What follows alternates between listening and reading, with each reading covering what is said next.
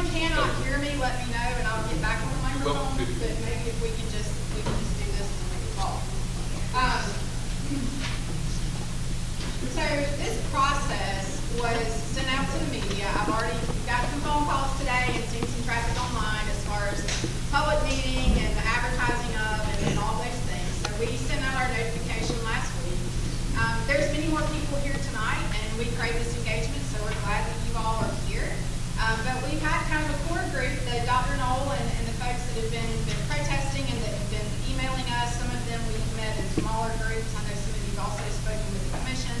I know from some of the information that we requested from Pope Langdale that some of you have spoken to him as well. But what we wanted to do is, many of you have come and spoken during Citizens Wish to Be Heard. And being that that's not a communication exchange, we wanted to provide an opportunity tonight for some of that, for you all to ask some additional questions.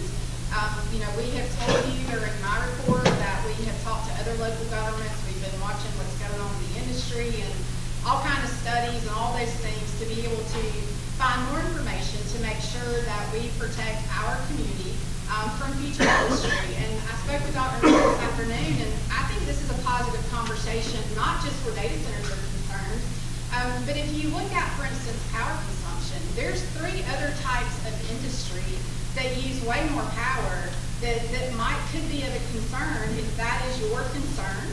There are things that are much more toxic. I mean, there's heavier manufacturing that lives in other communities. So I think this is a positive conversation so that we can look at, how Georgia is growing, particularly how rural Georgia is growing, and is there additional regulatory that we need to look at where those industries are concerned that we might also apply our data center conversation and process to.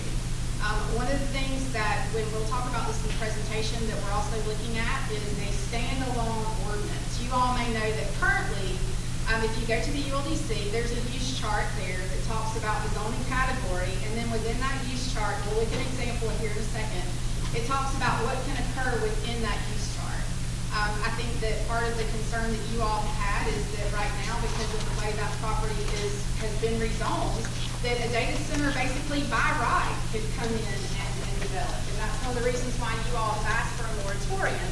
And the commission has committed that even without a moratorium, if they come in with permitting, we're not going to allow a data center prior to an ordinance actually being in place. So nothing has changed where any of that is concerned right now.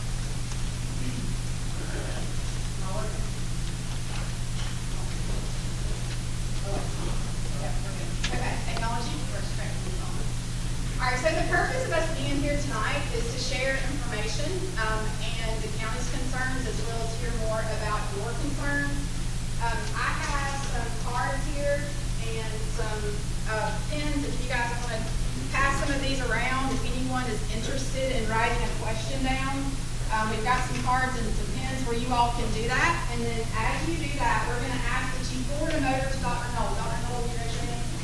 So if you'll forward your questions, if you would like to write them down to Dr. Knoll, I know that while some of you are very comfortable coming before the podium and asking a question, some of you may not be comfortable doing that, and you might rather me read a question and then the commission answer, or us providing more information.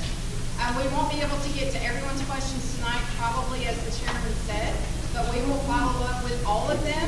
Dr. Knoll is going to kind of be our screener for the priority tonight, but also again, we appreciate your willingness to help us with that, Dr. Knoll, but we're not going to ignore anyone's questions, so we'll move through that.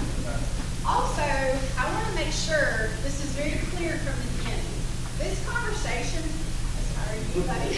this conversation and this presentation is not meant to make a case for or against a data center. What it is meant to do is to start to kind of encapsulate the conversation of data centers, acknowledge what everyone's concerns are, and then how can we possibly put that into an ordinance that as many people as possible are comfortable with. And it's also something that from a policy standpoint, the commission feels is positive for our community. So that's why we're here. We are here to facilitate the conversation, not trying to convince you that data centers are good or that data centers are bad, or that we need one or we don't. The the purpose is to say this is an industry that in the future, like any other industry, can be interested in our community. So how do we put the parameters together to either say finally, this is not a good idea and we don't want to do this at all, or to say we think that we could and this is how. So that's what we're here to talk about. All right, so currently this is where we are. Yes, I could say something. So are they coming around and collect what you have? I feel a little uncomfortable in terms of determining what will be the question, but all the questions will be considered, and we're just going to share those so we can deal with today. And this is not going to be the last meeting. We're going to have more meetings than that. So not on anybody's payroll, just to make sure that we understand this is true. So, that is true. He's a helper. I called him this afternoon to explain to him how we were going to provide this information, and I asked for his assistance. So Dr. Knowles not having any secret meetings with the county that you guys don't know about. He is still very, much a member of this conversation from the community standpoint, and we're very grateful for that. Can you quickly explain what the ULDC is? Yes, so the ULDC is the Unified Land Development Code. That is the county's zoning ordinances. Prior to 2006, we had a book of county ordinances that contradicted each other. They were individual ordinances. They were all over the place. They didn't have all of our supplemental standards that need to be included. So the commission at the time, in 2006, created a consolidation of all of those zoning ordinances, and that's what ULDC is. All right, so there's been a lot of traffic and question about NDAs. No one's telling us anything. No, there's secrets. There's things happening because the county signed an NDA, the elected officials have signed an NDA, staff has signed an NDA. I'm here to tell you publicly tonight that no one with Lowndes County has signed an NDA related to that parcel or a data center in general.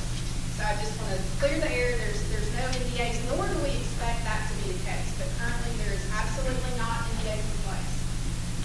Lowndes County does not intend to offer or approve any type of tax incentive, recruitment incentive, tax abatement, or any of those things here locally. We've heard that from you all as well. That is absolutely not an intention. Now, there can be some state and federal incentive there.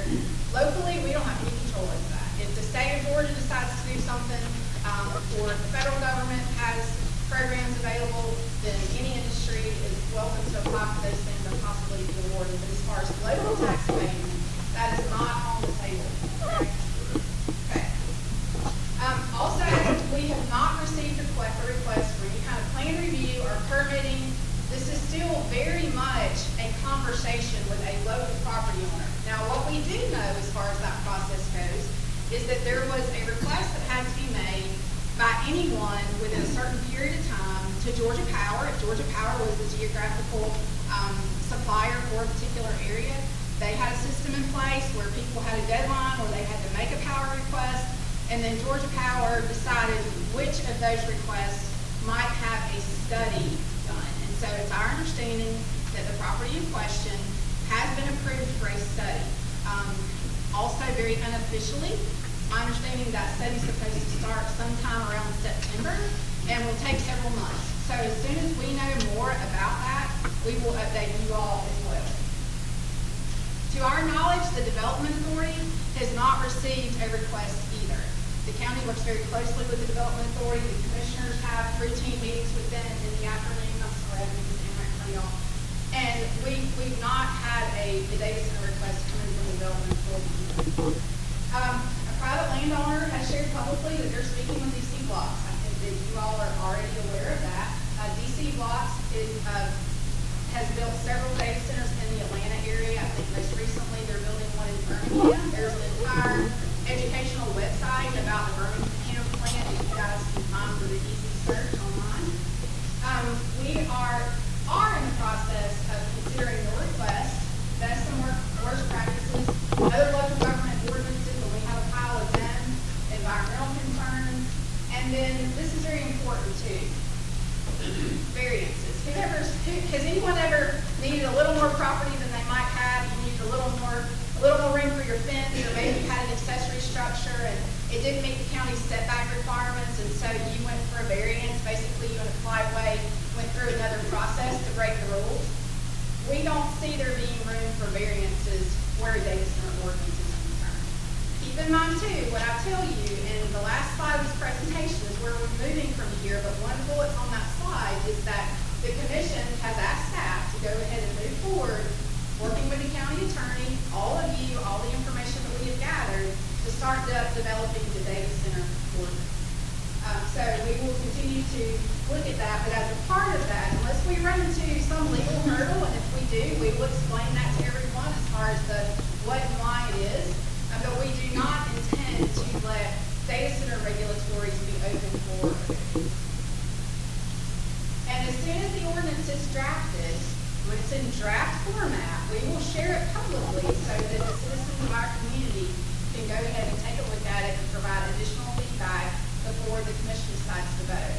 Currently, the timeline that we're on for that is we would like to have something ready for the commission to consider maybe at the second meeting in August or during the meeting in September. So this is not something that we plan to let run for months and months or even into next year, unless again there's some legal hurdle that comes up that we need to take a look at there. Commissioners, do you have anything you'd like to add? You're doing great. Okay. You're doing outstanding, which is the purpose that we're here. Because we all attended a lot of training seminars, talked to other commissioners that have made bad decisions, some questionable decisions, but at the end of the day, there was a growing theme that we heard that they wish they had done right the process, which is transparency. And that's what we're going to guarantee you today. You're going to know everything that we know and everything that we see. The only thing I also say is tell me about the problem with the industrial authority, we appoint members about us and the commission to that, but they're under independent Correct. authority or decision making, and we don't have direct oversight of their ability. We just don't keep the record to them. But to Commissioner Smith's point there is, if a project does come into the development authority, there could be discussions about that project before we're notified, because the development authority is legally created, approved by the General Assembly to be a standalone legal authority that the commission, to Commissioner's point, appoints citizens to. However, if they understand the priority of this, I'm very confident that if they did hear from someone, that they would come to us and say, hey, we've got some data centers that are out of the budget. We have a data center developer that's asking questions. So that could happen. I mean, there could be a discussion that we might not be aware of until they let us know. So back to the development authority. Yeah, it is. Let's hold on real quick, right, comments, please. That's Finish a the good one to put presentation. down. We can give you some more information on the structure and how that works. All right, so zoning. What has actually happened as far as the zoning goes? So on July 8th of 2025, some of you were here for that meeting, Pope Langdale, who owns this property in question, requested to be 719 acres to be rezoned from Crossroads Commercial and Conservation to M1 Light Manufacturing. There were 7 conditions that were placed on that approval. Also, for everyone who is trying to take pictures and all of that, this presentation will be up and active on the county's website before we leave tonight. So no one needs to fill out open records request for, Mr. Quarterman, you're welcome, for the presentation. It will be on the county's website, and I will tell you how to get there before you leave tonight. But I wanted you all to have these conditions in the presentation, and somewhere you can have a copy of them. They're already on the website in that meeting from July of 2025. That this just kind of brings them into the conversation as far as this particular presentation is concerned. We will, before we end, also at the end of June of this year, Dr. Knowles submitted a list of basically early ordinance requirements that some of you had come together and helped him draft as far as what you would like to see as far as the restrictions and the parameters go where a data center is concerned. So a lot of these conditions that the commission went ahead and placed on this project prior to you all making that request are more stringent than what you could even ask for. And we'll talk about that near the end of the presentation. But I will say, and he and I had this conversation earlier today, they're still not as stringent in some areas as the county plans to be, especially when you look at buffers and distances and things like that. Go ahead and do that. There you go. All right. So what does M1 zoning mean? I have listed some of the uses that are allowed in M1. So if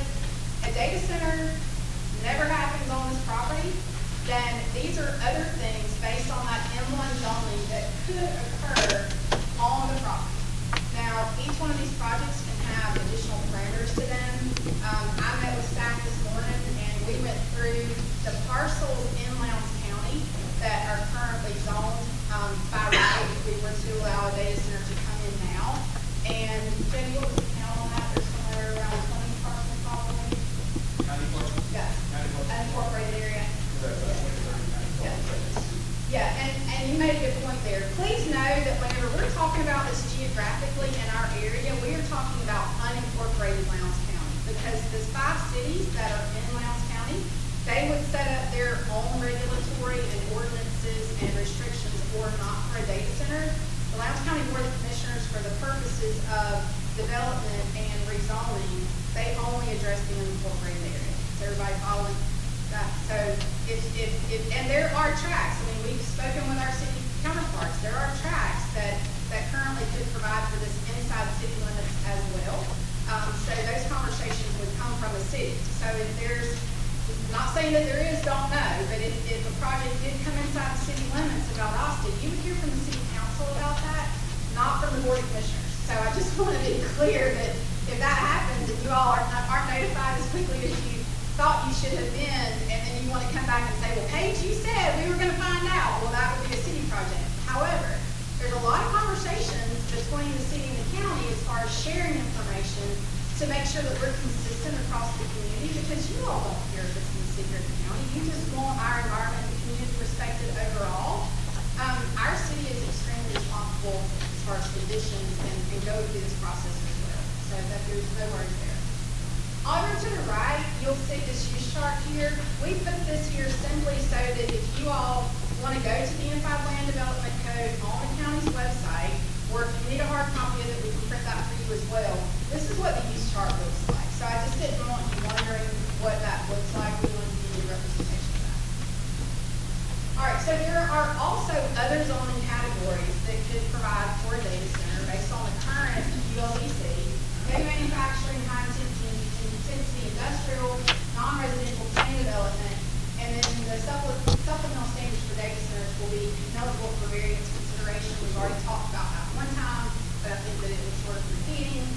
Also, of the zoning categories that allow for data center development currently, M1 provides for a least amount of impact. So if you go back to those things that could happen in M1, and if you're someone who lives in a residential area and you don't want anything related to commercial or manufacturing near you, all of these categories here can provide for uses that are much more intense than the data center. Another example is paper mill like the M3, that's correct. So just so you know Yes. what the M3 is.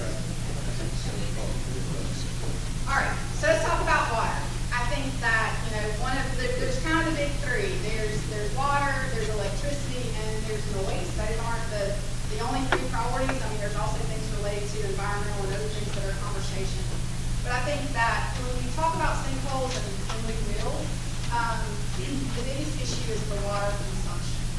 And a lot of you who have said that data centers pull millions of gallons from the aquifer, and that there's been other communities, either in Georgia or in the country, that have had water issues because of data centers. Everyone who has said that, you are 100% right. That has absolutely been the case. Keep in mind, they've been building data centers for decades. It is just now, because of the need for more, and because they've got into hyperscaling and they can be so large, that it's become the conversation that it has today. So current data center water technology that can be required, the county intends to require through the ordinance, is a closed loop system. So closed loop systems do not discharge into a wastewater system. They work very similar to a car's radio. You fill it one time and it recirculates. Well, you say, what happens if you have a leak? We're going to talk about that consumption here in a minute. We're going to talk about what happens to the discharge. We're going to talk about that as well. But it is a one-time fill. It is closed loop. The initial fill can be required by ordinance to be brought in outside of Lowndes County's aquifer. So whenever we talk to you all about all of the policy calls that we have been on, one of them was with officials at the federal level from the state of Texas. And Texas, the state, controls the majority of the water in the state, whereas in the state of Georgia, you have local community control over your water. Texas is not built that way. And so one of the suggestions and one of the things that Texas had try to protect their water supply is to require water to be trucked in. That can absolutely be a part of Lowndes County's ordinance. We don't have to allow them to do that fill here locally at all. Also, any wastewater or discharge for maintenance can be required by ordinance to be collected and disposed of outside of Lowndes County. This is an accepted practice in other ordinances. This is no different than the current solar decommission conversation that we're having. You know, we've got solar going up everywhere, not just solar fields, but also, you know, private citizens are putting them on their roofs. So what happens when those solar panels are no longer needed? We don't need a landfill here in Lowndes County full of solar panels, so we need to make sure that those are disposed of outside of our area. Also, the water consumption for data centers that use closed-loop systems can be no more than that of a normal office or irrigation activities. I think that some of you were in a conversation that we had about the DC blocks visit. There's a smaller data center that's not yet operational, which is probably more of what they might be looking for our community if the power is approved and the conversation does move forward. If that were to happen, we asked them what the water bill was for that data center monthly, $60. It was basically the minimum billing for the office folks flushing the toilet and the kitchen folks using the break room, kitchen sink, and all those things, because that data center was built with a closed loop system. And I want to make sure you all know these are conversations that we are verifying with people outside of the DC blocks area. I don't have any of their telephone numbers. We're not calling them directly for any information. If we need a question answered, then Coach Langdale is our point of contact, and then he sends me that information back in writing. So all of that can be put into the ordinance. And I see everyone's faces standing here. That's the benefit that I have. The minute I say Coach Langdale and communication, everybody starts shifting and faces start moving. We have to work with him. Now, that doesn't mean that we take what he says as the gospel, and we don't, from an engineering standpoint, verify that. But every Tuesday, half of the staff in this room, most of the commissioners, and myself are in a meeting on the second floor. That is where development comes into the county for the initial conversation. It's called a TRC meeting, and they are verified, they are advertised publicly. We have to have that same level of trust and conversation with every single person who walks into the county and says, I want to build something in your county. So none of them are bad people for having those conversations. Every single one of them has to be held accountable, and that's what the creation of the ordinance is for. So we have to keep an open mind where accountability is concerned, that all of this is going to be done in the light of day. And, you know, we have to verify these facts. All right. So let's talk about water consumption in general in Lowndes County. Y'all, this is fascinating information to me. So we've heard a lot about how much water data centers are going to use. The average closed loop system uses somewhere down here at the bottom, 600,000 to 1 million gallons for the initial fill, and then there can be a $60,000 or 60,000 gallon usage if for just maintenance purposes annually, if you should have some problems or at least do some maintenance. So let's look at who's using the water. So I went to, for the unincorporated area, to our utilities department, I asked Mr. Stalvey to pull me the 5 highest industry consumers of water in Lowndes County. So you will see what those top 5 are using here annually where water consumption is concerned. This has already been occurring. Most of these developments have been in our community for decades and decades and decades, and this is what that current water consumption looks like. So then, I live in off Skipper Bridge Road in a subdivision that has a private water system. So I have a flat rate water bill. So I'm not as familiar with what household consumption looks like all the time, running irrigation or not. So I also asked utilities to go back to our utility billing system and pull out some samples of residential use that is residents that are in the vicinity of the property in question. So I'm not calling numerics, I'm not calling street names. You all can decide what you consider the residential around the area to be. But we pulled actual water usage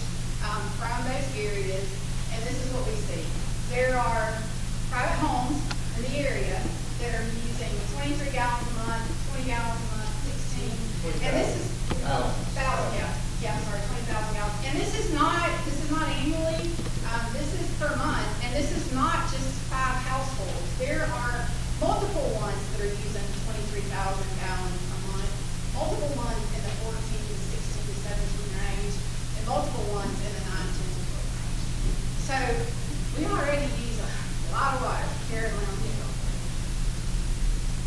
All right, Forever Chemicals. Mr. LaPaz is here and has phenomenal information about Forever Chemicals. I started talking about Forever Chemicals probably 20 years ago, maybe, when the fire foam was an issue and all of that stuff came off the market because we began to know the dangers of PFAS and all that was in the market as far as the conversation goes. So I asked DC Blocks this question face to face when we visited a data center that was under construction. And then this is the only piece of information that I have asked Code to verify with them, and they sent me back in writing that they use nitrogen generators and compressed air for dry pipe systems, and then their administrative offices are sprinkled with that. So the second question I've asked that I have not gotten an answer back on yet because there's not been time is there any PFAS or is there any other forever chemical that is used as a part of this development or in this development? Now, my private research and what I think Mr. LaPaz will tell you is that there absolutely is some, but it's not 55-gallon drums of it.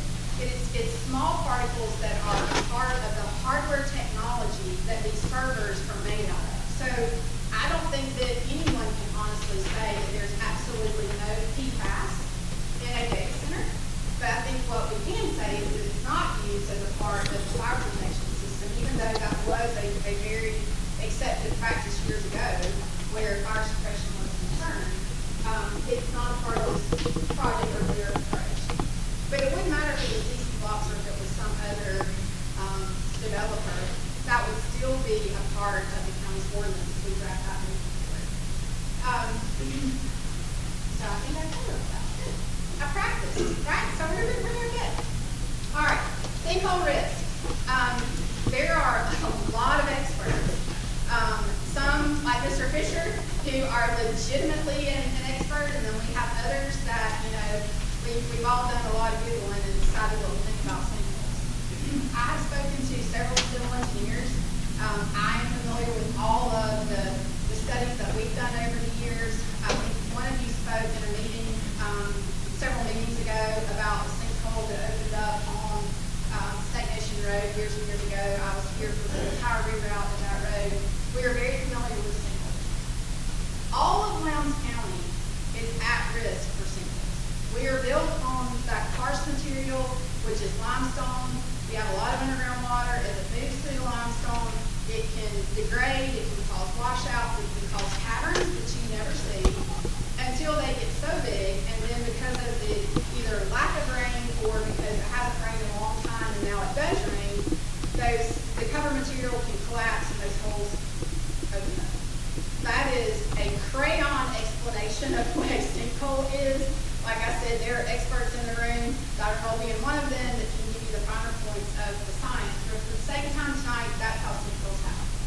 So that karst aquifer is not just at this location. It's not just on the north end of the county. It's not just around our rivers and streams. It's all over the county. It can be one of the challenges that we have with pulling water quality out of the ground. We talked a lot about that, so we can get those notifications. The treatment systems that we're working on are going to help address that. So let's talk about sizes. A hyperscale data center can be 100,000 to 1 million square feet for a large campus, which can be more than one building. The shopping mall, you all can do the math and look at the comparisons there. We still have a lot of large buildings around areas where we have rivers and other things here in Lowndes County. That's not traditionally where we have seen sinkholes open up. But could one open under this building tonight and the next morning we come into work to rubble? Absolutely. The only thing that you can do to get ahead of that type of prediction or to be responsible in planning where that is concerned is to be very familiar with what is underground, that geography throughout your county, to make sure that you're mindful and practice in an ordinance in how much water is pulled out of the ground, and then to require the compaction and the soil testing studies that we would for any other industry to make sure that there's not a vulnerability that could be discovered. Those are all components of the ordinance that we have discussed so far. And this is a conversation that will move forward. I will say, and Steve, if we need more information on this, can back me up, but we had one of our citizens speak during a recent meeting about a sinkhole that opened up in a driveway in the Foxborough subdivision. That was not a sinkhole. There was a contractor that bored through that area, and they bored into a cavern, and it opened up. Steve's folks went out to look at that and verified that that was not an actual sinkhole, that was the contractor. Lowndes County does intend to allow data centers to use cooling systems that require water usage outside. Does not intend to allow data centers to use cooling systems that would require water usage outside of the closed loop system. And the sinkhole should not be greater for a data center than any other large development. I know that you guys are going to want to re-attack that point, and I look forward to the information that you bring to the table as we continue that conversation. Power usage. This is what you're going to hear me say the least about, because I know the least about it, and I don't think that we know what that could look like until Georgia Power completes that study later this year. So this is what we understand. That power study has been approved, possibly begin in September. It is approved, the developer is required to fund the needed infrastructure. There are many of you that follow the Public Service Commission. There are laws and requirements and agreements in place now. They're wholly regulatory there. There is not a process, and again, this is a question for Georgia Power to answer for you, not Lowndes County. But what we've heard is that if there has to be a large investment here to bring power infrastructure in, not just for a data center, but for any large industry, the cost of that